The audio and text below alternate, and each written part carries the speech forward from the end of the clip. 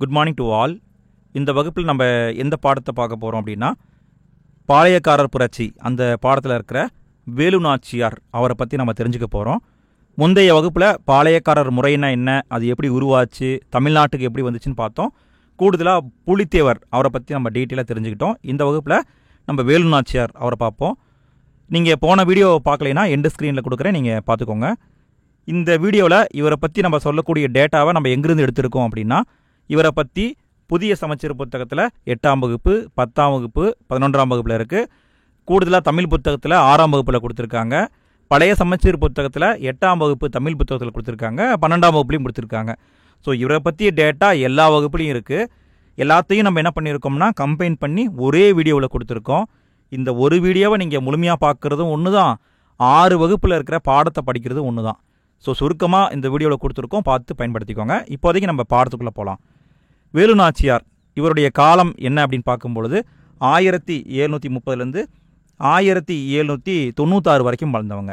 இவங்க யார் அப்படின்னு பார்த்தா, ராமநாதபுரத்தை ஆட்சி பண்ணிக்கிட்டு இருந்த மன்னரான செல்லமுத்து சேதுபதிக்கும் சக்கந்தி முத்தாத்தாள் அவங்களுக்கும் பிறந்த ஒரே மகள் அப்படிங்கிறதுனால சின்ன வயசுலேருந்தே ஆண் மகனை போல் வளர்த்துருக்காங்க. சின்ன வயசுலேயே தற்காப்பு கலைகளை சொல்லி கொடுத்துருக்காங்க, போர் கருவிகளை எப்படி கையாளணும்னு சொல்லி கொடுத்துருக்காங்க. இவருக்கு சின்ன வயசில் என்னென்ன தற்காப்பு கலைகள் தெரியும் அப்படின்னா, குதிரை ஏற்றம், வில்வித்தை, வளரி, சிலம்பம் எல்லாமே தெரியுங்க.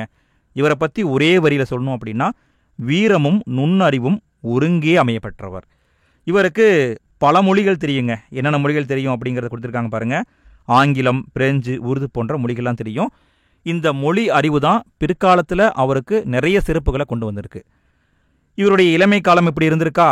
அடுத்து என்னாச்சுன்னா, 16 வயசான பிறகு சிவகங்கையுடைய மன்னராக இருந்த முத்து வடுகநாதர் அவருக்கு திருமணம் பண்ணி கொடுத்துட்டாங்க. இவங்களுக்கு ஒரே ஒரு மகள் மட்டும் பிறந்தாங்க. அவங்க பெயர் வெள்ளச்சி நாச்சியார். அடுத்தது வேலு நாச்சியாருடைய சிறப்பு பெயர்களை கொடுத்துருக்காங்க. சிறப்பு பெயர்களை பார்ப்போம். சிறப்பு பெயர்கள் தான் ரொம்ப முக்கியம். இந்தியாவில் பிரிட்டிஷ் காலனி ஆதிக்கத்தை எதிர்த்து போராட்ட முதல் இந்திய பெண்ணரசி. இந்தியாவிலேயே முதல் முறையாக ஆங்கிலேயரை எதிர்த்து போரிட்ட முதல் பெண்ணரசி யாருன்னா வேலு நாச்சியார் தான். வீரமங்கை, தென்னிந்தியாவின் ஜான்சி ராணி அப்படிலாம் சொல்லுவாங்க. ஆங்கிலேயரை எதிர்த்து ஆயுதம் ஏந்தி போராடிய முதல் பெண்மணி இவங்க தான். ஏன் ஆங்கிலேயரை எதிர்த்து போராடுறாங்க அப்படின்னு பார்க்கும்பொழுது, இவங்களுக்கும் ஆங்கிலேயருக்கும் சண்டை வந்துடுது.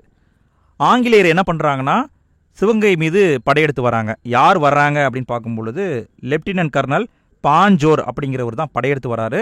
1772 வராங்க. அப்போ சண்டை நடக்குது. சண்டையில் முத்து வடுகநாதர் இறந்துடுறாரு. வேலு நாச்சியார் என்ன பண்ணுறாங்கன்னா, அவங்க மகளை கூட்டிக்கிட்டு திண்டுக்கலுக்கு தப்பிச்சு போயிடுறாங்க. அங்கே திண்டுக்கல்லில் விருப்பாச்சி அப்படிங்கிற இடத்துல 8 ஆண்டுகள், எத்தனை வருஷங்கிறத முக்கியமாக பார்த்துக்கோங்க, 8 ஆண்டுகள் அங்கேயே மறைந்திருந்து வாழ்கிறாரு. இவருக்கு அப்போ உதவி செஞ்சவர் யார் அப்படின்னா, திண்டுக்கலுடைய கோபால நாயக்கர். இவரை பற்றி நம்ம எண்டில் பார்ப்போம். இப்போதைக்கு நீங்கள் தெரிஞ்சுக்கிறது, இவருக்கு சப்போர்ட் பண்ணியவர் யாருன்னா திண்டுக்கலின் கோபால நாயக்கர்.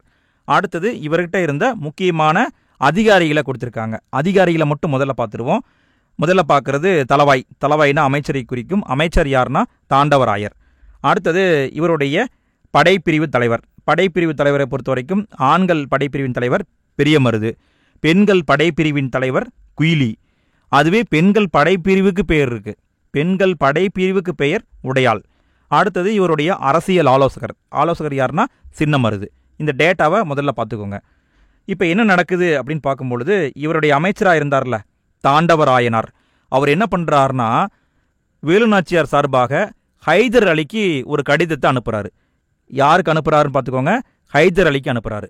அந்த கடிதத்தில் என்ன சொன்னார் அப்படின்னு பார்க்கும்பொழுது, 5000 காலாட்படை வீரர்களும் 5000 குதிரைப்படை வீரர்களும் எங்களுக்கு வேணும். நாங்கள் ஆங்கிலேயரை எதிர்த்து போரிட்டு வெற்றி பெறணும் அப்படின்னு எழுதியிருக்காரு. எந்த மொழியில் எழுதியிருக்காங்கிறத மட்டும் பாருங்கள், உருது மொழியில் எழுதியிருக்காரு. இப்படி அவர் உருது மொழியில் லெட்டர் போட்ட உடனே அது ஹைதர் அலிக்கு புரிஞ்சிருச்சு. அது மட்டும் இல்லாமல் வேலு நாச்சியாரும் ஹைதர் அலியும் நேரில் சந்தித்து பேசுவாங்க. அப்போ 2 பேருமே உருது மொழியில் பேசியிருப்பாங்க. இப்படி உருது மொழி கற்றுக்கிட்டதுனால அவருக்கு டைரெக்டாக எல்லாத்தையுமே விளக்கமாக சொல்ல முடிஞ்சுது. அதனால் ஹைதர் அலிக்கும் என்ன வரும்னா, ஒரு இன்ட்ரெஸ்ட் வந்துடும். சரி, இவங்களுக்கு எப்படியாவது உதவி பண்ணணும் அப்படிங்கிற ஒரு இன்ட்ரெஸ்ட் வந்துடும். என்ன பண்ணுவார்னா, ஹைதர் அலி திண்டுக்கலுடைய கோட்டை படை தலைவனாக இருந்த சையத் அப்படிங்கிறவர். இந்த சையத் யாருன்னா ஹைதர் அலியுடைய திண்டுக்கல் கோட்டை படை தலைவன். இவர்கிட்ட ஒரு 5000 குதிரைப்படை வீரர்களை அவங்களுக்கு கொடுங்க அப்படின்னு சொல்லி ஹைதர் அலி சொல்லுவார். அதன் அடிப்படையில் இவங்களுக்கு 5000 குதிரைப்படை வீரர்கள் கிடச்சிருவாங்க. உடனே என்ன பண்ணுவாங்கன்னா ஆங்கிலேயரை எதிர்ப்பதற்காக கிளம்புவாங்க. கிளம்பும்போது ஒரு முக்கியமான ஒரு டேட்டாவை மட்டும் நீங்கள் தெரிஞ்சுக்கோங்க. கிளம்பும்போது என்ன பண்ணுவாங்கன்னா உடையாளுக்கு ஒரு நடுகள் நடுவாங்க. உடையாள் யார் அப்படின்னா, உடையாள் அப்படிங்கிறவங்க மேய்த்தல் தொழில் புரிந்த ஒரு பெண், அதாவது ஆடு மாடு மேய்க்கிற ஒரு பெண்ணு. இந்த பெண்ணை ஆங்கிலேயர் என்ன பண்ணுவாங்கன்னா, வேலு நாச்சியார் யார், நீ காட்டி கொடுக்கணும்னு சொல்லி டார்ச்சர் பண்ணியே கொண்டுருவாங்க. கடைசி வரைக்கும் அந்த அம்மா காட்டியே கொடுக்காது. அதனால் ரொம்ப சந்தோஷப்பட்ட இந்த வேலு நாச்சியார் அவங்க என்ன பண்ணுவாங்கன்னா ஒரு நடுகள் நடுவாங்க. நடுகள் நட்டுட்டு அதுக்கு தாலியை காணிக்கையாக செலுத்துவாங்க. அடுத்தது போருக்கு கிளம்பிட்டாங்க. முதல்ல போய் பிடிச்ச இடம் எது அப்படின்னு பார்த்தா காளையார் கோவில். ஃபஸ்ட்டு பிடிச்ச இடம் காளையார் கோவில். அடுத்தது சிவகங்கையை பிடிக்கிறாங்க. சிவகங்கையை எப்போ பிடிக்கிறாங்கன்னா 1780 விஜயதசமி நாளில் சிவகங்கையை பிடிக்கிறாங்க. எப்படி பிடிக்கிறாங்க அப்படின்னா, இவங்களுடைய பெண்கள் படைப்பிரிவின் தலைவர் இருக்கார்ல, யார், குயிலி என்ன பண்ணுவாங்கன்னா அவங்க உடம்புல எண்ணெயை ஊற்றிக்கிட்டு தீயை வச்சுக்கிட்டு ஆங்கிலேயருடைய வெடிமருந்து கிடங்குல குதிச்சிருவாங்க. அந்த வெடிமருந்து கிடங்கு முழுசுமே வெடித்து பிளாஸ்ட் ஆயிரும். ஸோ ஆங்கிலேயருக்கு வெப்பன்ஸ் கிடைக்காது. வெப்பன்ஸ் கிடைக்காதனால அவங்க தோற்றுருவாங்க. அடுத்தது இதோட நின்றுச்சான்னு கேட்டால் கிடையாது. பிற்காலத்தில் 1783 ஆங்கிலேயர் மீண்டும் சிவகங்கைக்கு படையெடுத்து வருவாங்க. அப்போ என்ன பண்ணுவாங்கன்னா வேலு நாச்சியாரும் ஆங்கிலேயரும் ஒரு ஒப்பந்தம் போட்டுக்குவாங்க. அந்த ஒப்பந்தத்தின் அடிப்படையில் வேங்கன் பெரிய உடைய தேவர் அப்படிங்கிறவர் சிவகங்கையுடைய அரசராக மாறிடுவார்.